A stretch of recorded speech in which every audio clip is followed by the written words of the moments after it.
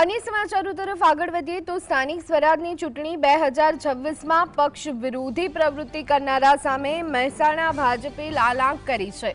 જિલ્લા ભાજપ અધ્યક્ષ ગિરીશ રાજગોરે શિસ્તભંગના પગલાં લેતા 5 આગેવાનોને પ્રાથમિક અને સક્રિય સભ્યપદેથી 6 વર્ષ માટે સસ્પેન્ડ કર્યા।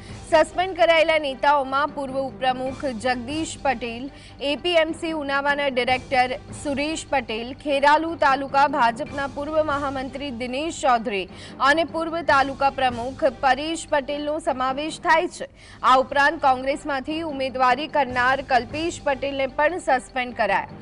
પક્ષે સ્પષ્ટ કર્યું કે શિસ્તભંગ અને પક્ષ વિરોધી પ્રવૃત્તિ ચલાવી નહીં લેવાય। આ આકરી કાર્યવાહીથી રાજકીય વર્તુળોમાં ફફડાટ ફેલાયો છે।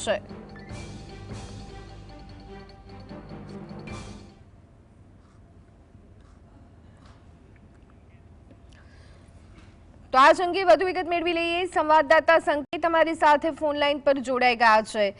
સંકેત, સ્થાનિક સ્વરાજની ચૂંટણીમાં પક્ષ વિરોધી પ્રવૃત્તિ કરનારા લોકો સામે મહેસાણા ભાજપે લાલાંક કરી 5 લોકોને સસ્પેન્ડ કર્યા। શું વિગતો?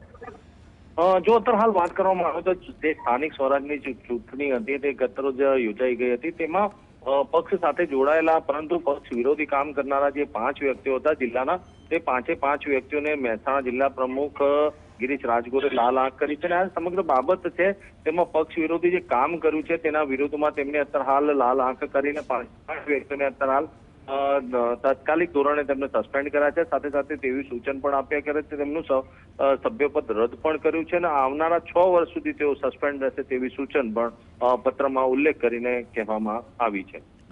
જી આભાર સંકેત, સમગ્ર માહિતી આપવા બદલ।